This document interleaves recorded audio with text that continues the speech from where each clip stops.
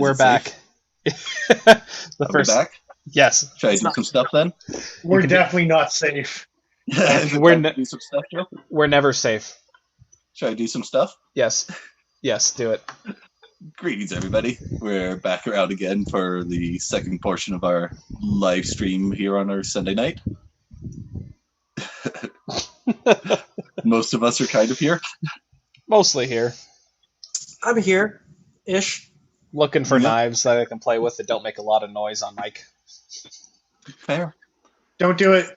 Just open them slowly with two hands. That's what I've been doing this whole time. Just nice and slowly. I can't fucking help it. Plus, I'm worried that my microphone is sensitive. Like noise. Just nice and slowly, Paul. Just There you nice go. and slowly. Yeah. No, we're not doing that.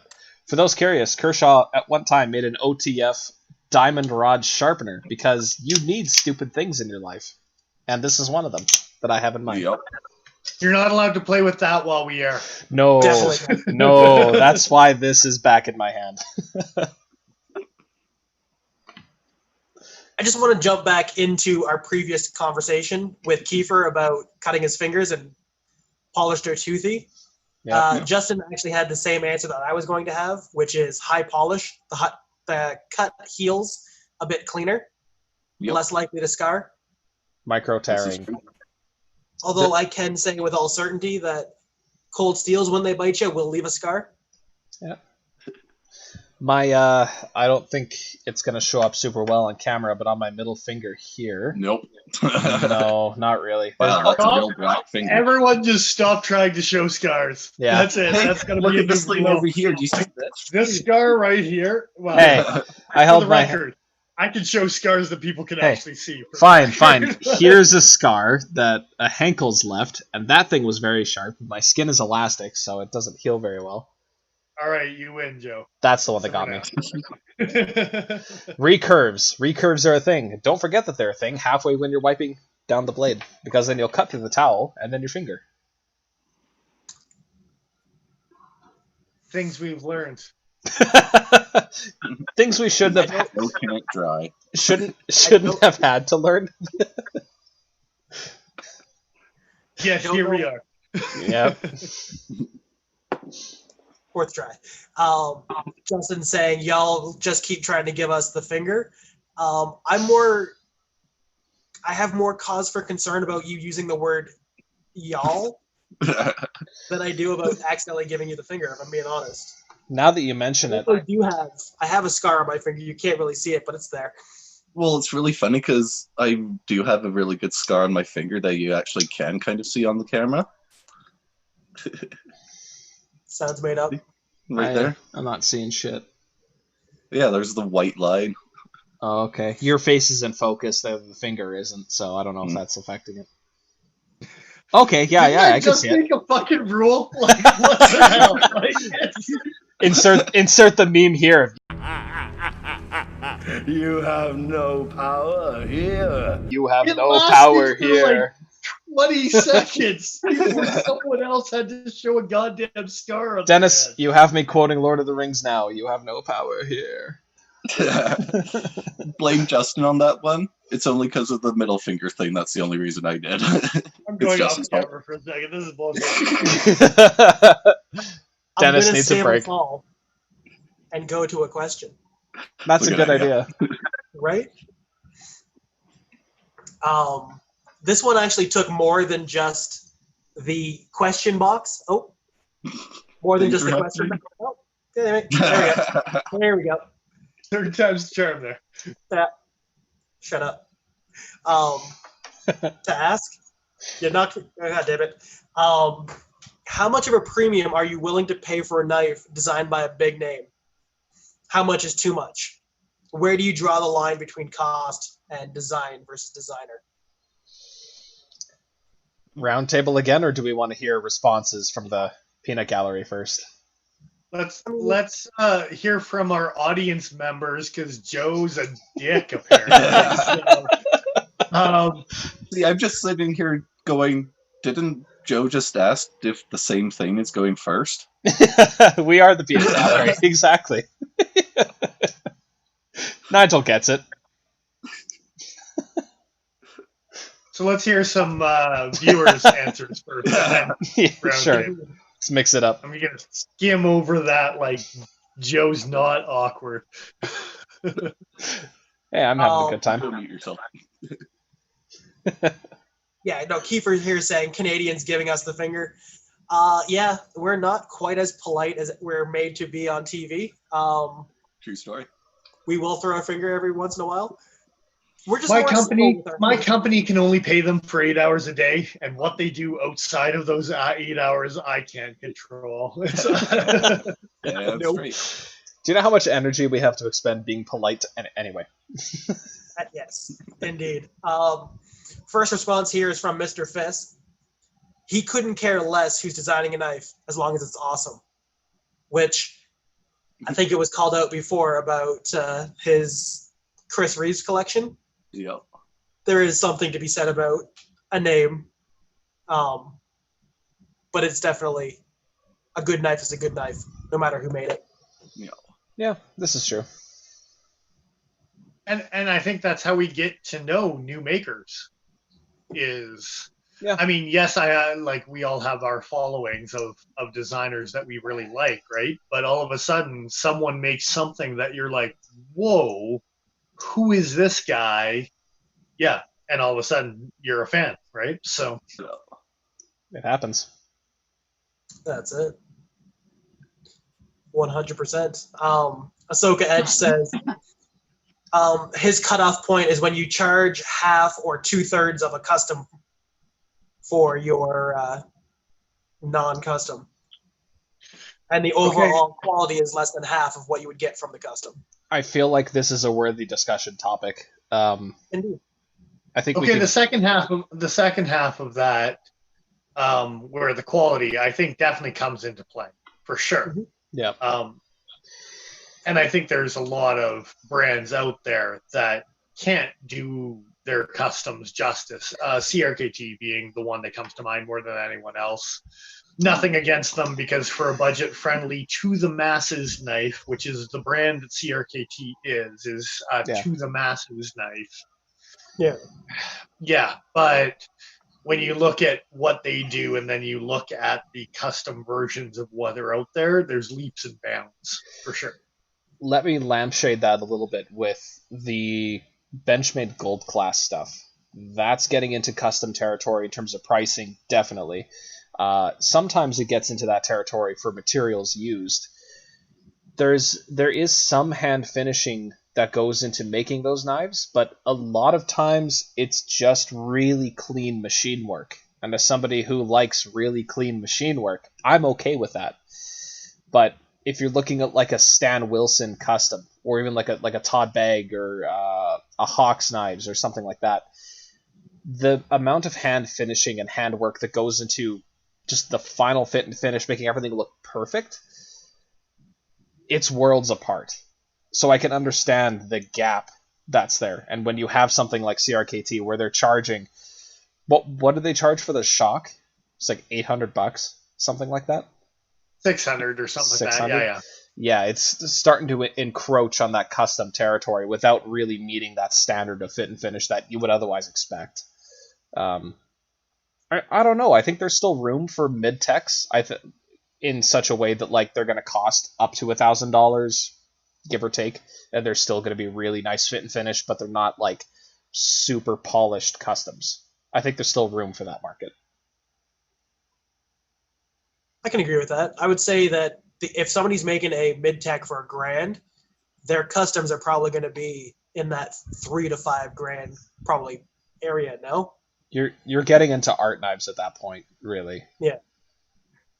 So making something that, hey, that art knife is really cool and I can actually carry it and use it. I mean, I may not use a $1,000 pocket knife, but the chances of me buying a $1,000 pocket knife are pretty low. Yeah. I seem to be creeping closer to that every year. Like yeah, you sure are.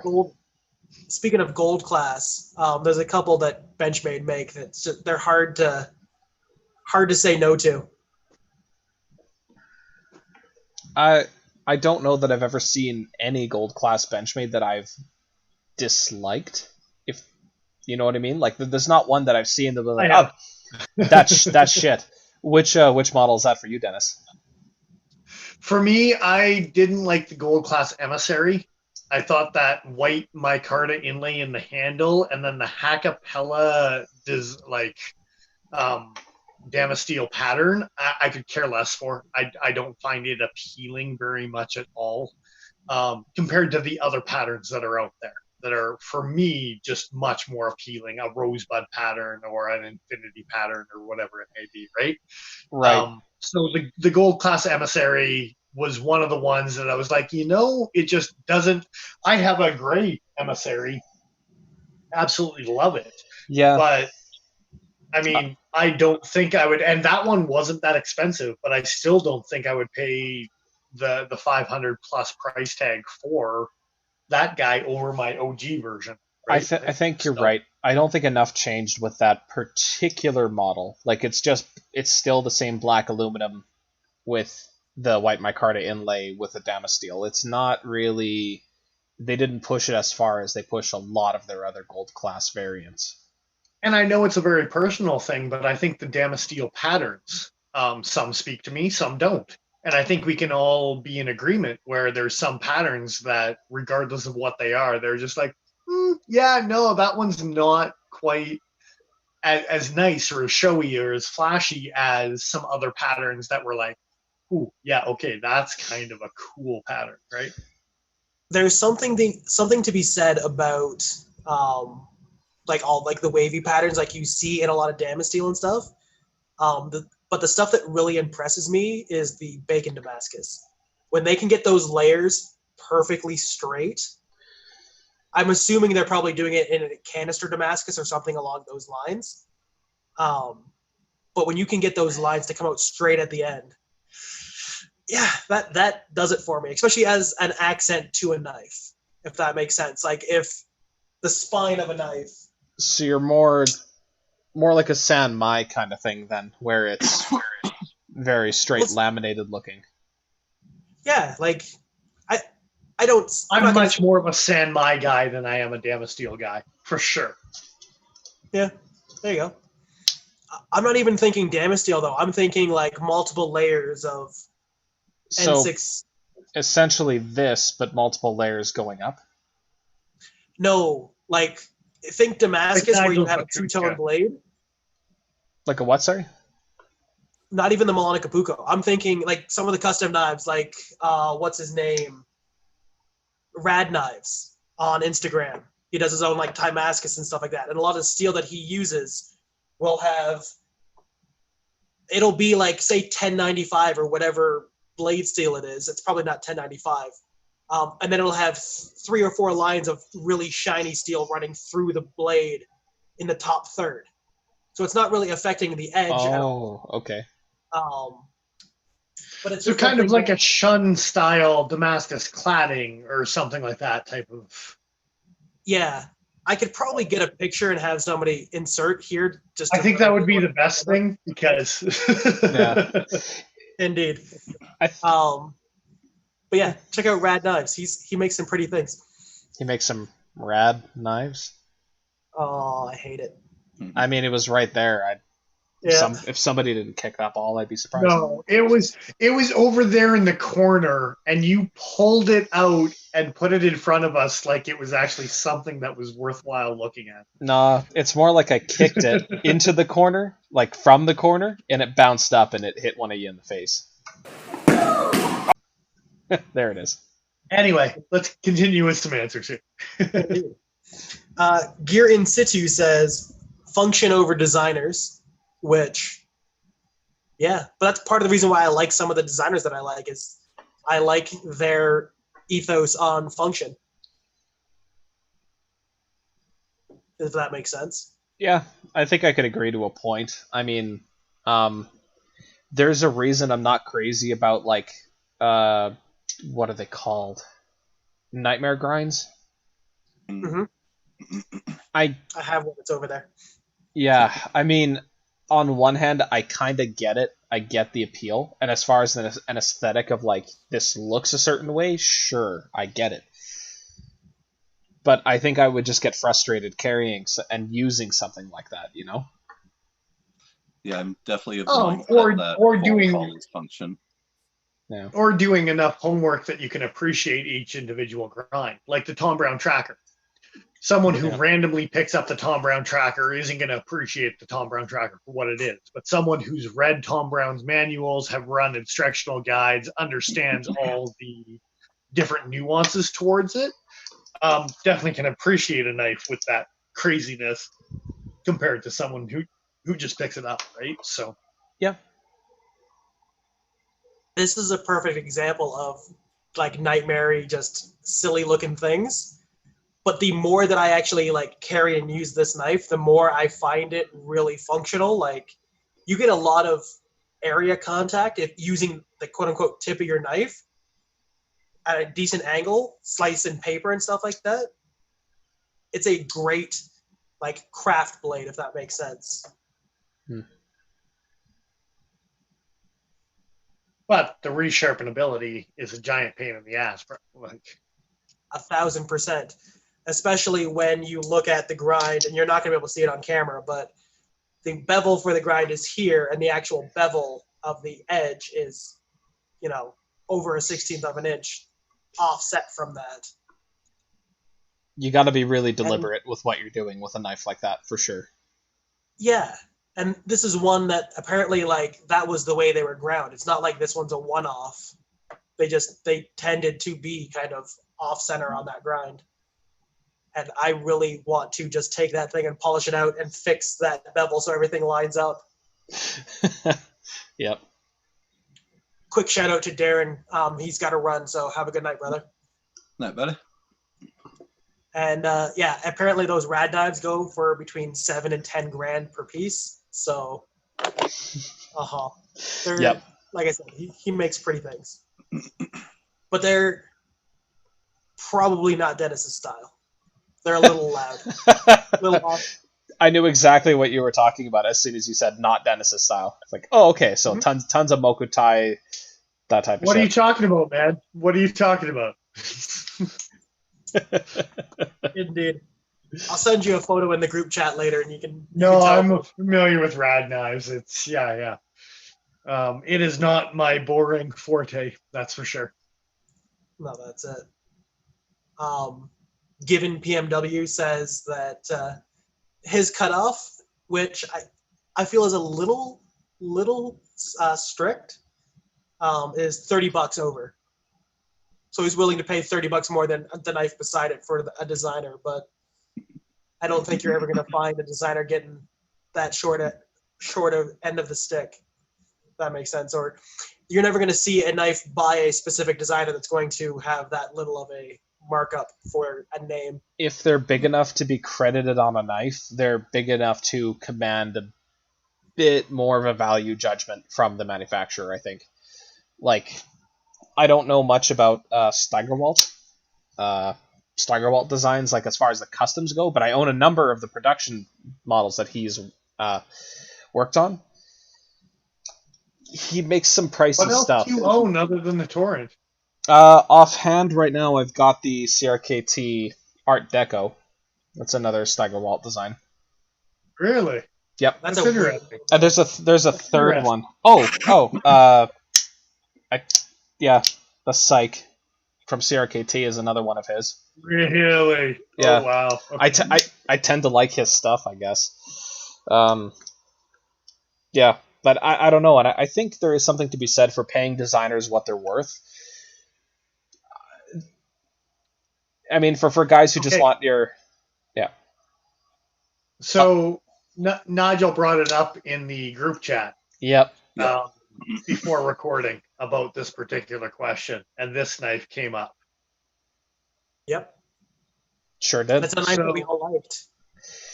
But how much are you paying for the designer on it? Now, yes and no. Fit and finish on this knife, like the action is like crazy guillotine shut. There's a lot of material. It's titanium liners with the titanium liner lock type of thing with G10 and S30, which is like, if you look at it on specs, this knife was a lot of money for S30 and G10. Yeah. But Yeah. Especially when you look at other things in Spyderco's catalog, like the PM series that are rocking S110 for a very reasonable price for that steel. And that's the thing. If you're looking at those paramilitaries, those are produced, designed by Eric and Sal Glesser, who own the damn company. It's a bit of a different dynamic than an outside designer. And I forget who I was talking to about this, but they put it in a good perspective. They had said that with that design in particular, if you wanted to buy a design like that from the custom or mid-tech or whatever, it's going to be at least like $700-800. If you wanted to get a production version, this makes that particular knife at that price made sense. And I think you're quoting U.S. pricing. I think Canadian, you're probably looking closer to $1,200. Right, right. You're probably correct on that. 80 something shit. Yeah. Anyway. Anyhow. Black Snow Customs is his company. I know that for sure. For sure. And I think I follow him on Instagram. And it's one of those things where, like, are you willing to pay that kind of price for that design? I think Spyderco is a really cool company for allowing that type of product to come off their production line. And they probably knew that the contract was only going to last for a year or 2 years at most, right? Like, they do a lot of stuff where the product doesn't last forever. And I mean, you can get customs. You can get Gen Zanso customs of the Zulu still, but they're way more expensive than the production version ever was. I think the one that stands out to me more than anything else is Spyderco with Peter Carey and the Rubicon. Holy crap! Yeah, Firefly and things like that. Yeah, that you're like, how much of a premium am I paying to get Peter Carey's name on this? Because again, S30 with a flipper, and you're paying a lot of like $550 for rounded carbon fiber. Like, and again, titanium liners. Great fit and finish to it and all that, but questionable action because Spyderco, I think, was still figuring out ball bearings and flippers for that matter. Yeah. And I still don't think Spyderco has fully figured out ball bearings or flippers, although they've gotten better. I think they just went back to bronze and proper polishing, and that's been doing them well, right? So it's helped. It's definitely helped. Although, best the pivot flipper bushings and stuff like it's yeah, the fact that they're doing that on so many models is really encouraging. I really dig that.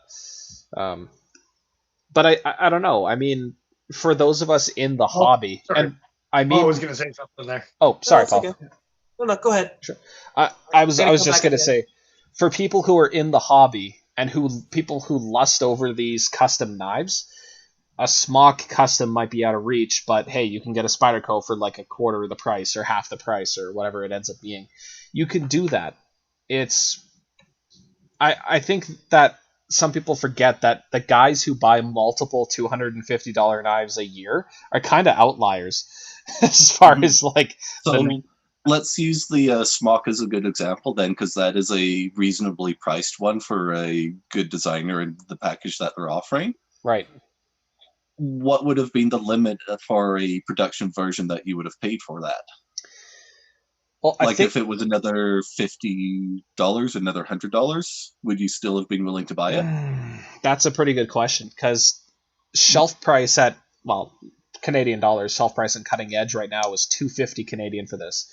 If I were to see this on shelf for $300, I'd be seriously considering it, but it would definitely be harder to pull that trigger. I mean, they did a Bob Terzola Starmate G10 with VG10 for $339.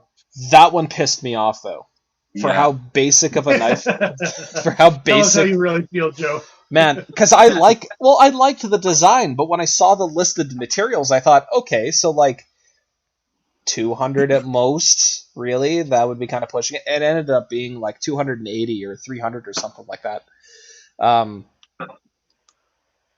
I don't know. I think for me, I would have bought this. I would have been a lot less happy at $300. But given everything that they've done, I would have bought it at 300. But I know a lot of people would not buy this at $300. Mm-hmm. I like that knife, and I still haven't bought it at $250. Yeah, Right. Say the same thing. So I think because of that, I think this is probably very well priced because it hits that sweet spot of like for guys who really want that design, they can have it, and it's not. It doesn't seem ridiculous for the price for the materials. Yeah. For me, it's the clip killer. The clip kills it for me, and if I get my hands on an aftermarket clip, then I'll be much more incentivized to purchase that knife. But until that happens, it needs the clip off of the GB2. It just does. Mm-hmm. It's like 2 millimeters shorter. Man, my GB1 is sitting on a fine line between getting kicked out of an EDC box. So I mean, love the knife, but it has its shortcomings for sure. Yeah, absolutely. The point that I was going to make, that I was making originally, was that we all liked the Subvert, and only one of us ended up pulling the trigger because of that price point. Well, and I mean, it took Dennis being able to grab it at a heavily discounted rate to even consider it. A discontinued price point, for sure. And not to knock the knife, that's probably one of my favorite Spyderco knives that's been produced in recent history. I'll never own it because of how expensive it is. Indeed. I'm just going to interject real quick and say, John, ask away, bud. You don't have to ask us if you can ask a question. Just ask. Of course, man. Do it up. For it. But while we wait for that, you can continue your point. Oh, Unless just done. More or less done. I mean, I could ramble. Just ramble for a good 30 seconds, or Well, have you met Joe? So I would rather live in a world where I can access these knives at the price points they're available than access these knives where they're available. If that makes sense. Yep. These are interesting designs created at a price point that's extremely affordable using materials that are decidedly subpar. I'd rather have excellent materials. Yeah. That's why I own so many ZTs, I think. They do hit a pretty good sweet spot for different designers and stuff like that. Mm-hmm. And you definitely pay for it. Again, with my 609 purchase that I made just recently, they are notoriously big, beefy, thick behind the edge. Like, they have very few models, and most of those models actually appeal to me quite a bit that are a little bit thinner, a little more gentlemanly behind, like, the edge. Gentlemanly behind the edge. That's right. We're going to go there. Which is not an inaccurate statement, but yeah. That's probably going to be a chapter in your biography. Gentlemanly behind the edge. Mm-hmm. May I present a manly knife? Yes. I was going to say, for thin behind the edge, I really wish they didn't. I wish they did not discontinue this knife, the 804. Such an excellent knife. Great slicer. I'm going to show it on camera again. Depends on which part of this edge you're looking at. This area is definitely thinner than the back portion. And I'll just say again to John, just throw out a question. It doesn't matter if it's related to the topic right now or not, brother. Just throw it out. Yeah, we'll answer it live. That's it. He has, actually. Right. What is the best maker overall for each of us? The best maker? I think we've dabbled on that before. Our favorite maker. Or best maker. Yeah. Yeah, that's a tricky one. It's hard to say Warren Osborne designs a bad knife because, I mean, look at my collection. Yeah. Quick shout out to Kiefer. Have a great night, bud. Good night, man. Thanks for joining us. Always a pleasure. Yeah. Yeah, I think right now at the moment, just for the time frame of the video, because it's getting on that break time again here, I'm going to say it's going to be that question you asked, John, is a bit of a can of worms to get into as far as, are we talking about simply the designer and getting their stuff done through a production factory? Or are we talking about just custom makers themselves? Talking about fixed blades, yada, yada, yada. It's can be an in-depth conversation for sure. Yeah, I was just going to touch on points that we've made in the past. Yeah. Like, I said Sinkovich and Vox previously, and I would stand by that. And I think anyone who doesn't kind of turn their head when Vox comes out with a new knife design isn't keeping a pulse on the knife world, because I think he should be in everyone's kind of like checkbox. Even if he doesn't do it for you every single time, every time he comes out with a new one, everyone should be like, what's going on there? All right. So, yeah. Indeed. But on that note, Yeah. we want to head to break? For sure. We'll It's become that time again. Get ready for a stretch and move your legs, get your back cracked, go fill your drink, and we'll be back shortly with y'all. He said get your butt cracked. I'm sure that's what I heard there. No, you're just fantasizing a bit on that. Oh dear. Oh my.